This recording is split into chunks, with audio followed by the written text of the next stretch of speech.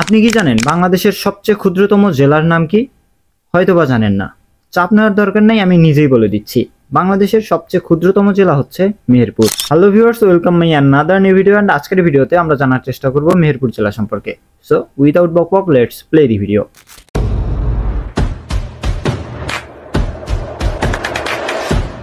মেহেরপুর জেলা বাংলাদেশের মধ্যাঞ্চলে খুলনা বিভাগের একটি প্রশাসনিক অঞ্চল এবং এটি বাংলাদেশের সবচেয়ে ক্ষুদ্রতম জেলা।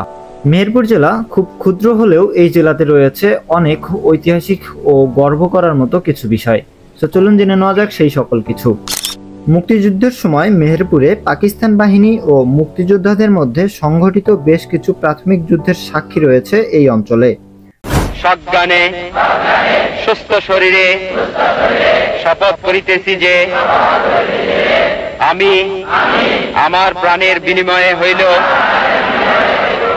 মুক্তিবাহিনীর একজন সৈনিক হিসাবে আমার মাতৃভূমির স্বাধীনতা সার্বভৌমিত্ব রক্ষার্থে সর্বশক্তি নিয়োগ করিব।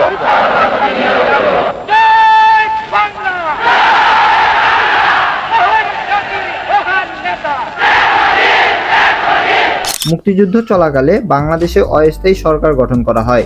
এই অঞ্চলেই সেই সরকার শপথ গ্রহণ করেছিল এবং গণপ্রজাতন্ত্রী বাংলাদেশের অস্থায়ী রাজধানী ঘোষণা করা হয় এই অঞ্চলকে, যা তৎকালীন কুষ্টিয়া জেলার মেহেরপুর মহকুমা হিসেবে চিহ্নিত ছিল, যার বর্তমান নাম মুজিবনগর। অর্থাৎ আপনারা সকলেই কিন্তু জানেন যে মুজিবনগর সরকার গঠন করা হয়েছিল, অস্থায়ী সরকার, এবং সেই সময় এই অঞ্চলকেই করা হয়েছিল বাংলাদেশের রাজধানী, যার নাম ছিল মুজিবনগর। এরপর 26শে ফেব্রুয়ারি 1984 সালে কুষ্টিয়া থেকে পৃথক করে মেহেরপুরকে একটি স্বতন্ত্র জেলা হিসাবে মর্যাদা প্রদান করা হয়। ডিয়ার ভিউয়ার্স, ভিডিওর এই পর্যায়ে চলুন জেনে নেওয়া যাক মেহেরপুর জেলার নামকরণের ইতিহাস। মেহেরপুর জেলার নামকরণ নিয়ে দুইটি ইতিহাস বেশ ভালোভাবে প্রচলিত রয়েছে।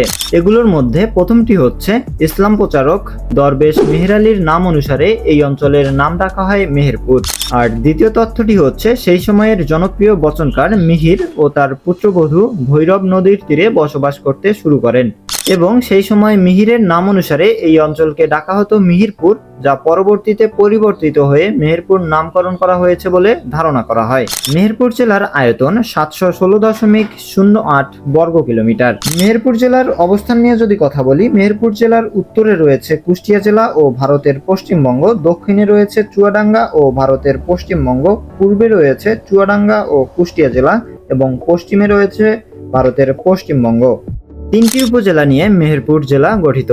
উপজেলাগুলো হলো মেহেরপুর সদর উপজেলা, মুজিবনগর উপজেলা ও গাংনী উপজেলা। মেহেরপুর জেলার অর্থনীতি সম্পূর্ণভাবে কৃষি নির্ভর।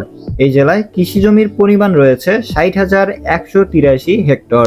মেহেরপুর অঞ্চলে খুব বড় কোনো শিল্প প্রতিষ্ঠান গড়ে ওঠেনি। নেহাত প্রয়োজনের তাগিদে কিছু ক্ষুদ্র তাঁত শিল্প গড়ে উঠেছিল। মেহেরপুর জেলার ব্যবসা বাণিজ্যের একটি বিরাট অংশ হাটবাজারের সাথে জড়িত।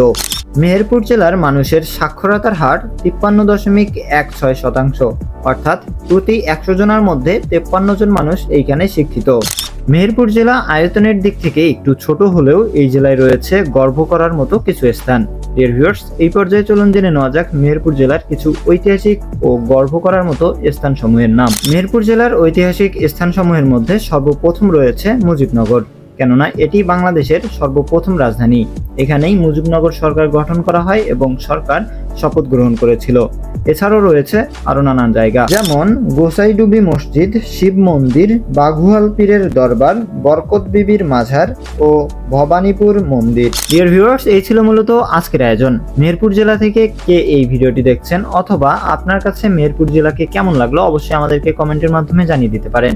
এছাড়া আপনি যদি ইউটিউবে আমাদের ভিডিওটি দেখেন তাহলে অবশ্যই আমাদের চ্যানেলটিকে সাবস্ক্রাইব করে রাখবেন। এছাড়া যদি পেজে দেখে থাকেন তাহলে অবশ্যই ফলো দিতে ভুলবেন না। সো কথা হবে অন্য কোনো দিন অন্য কোনো জেলার ইতিহাস ও ঐতিহ্য নিয়ে। সে পর্যন্ত ভালো থাকুন, সুস্থ থাকুন। খুদা হাফেজ।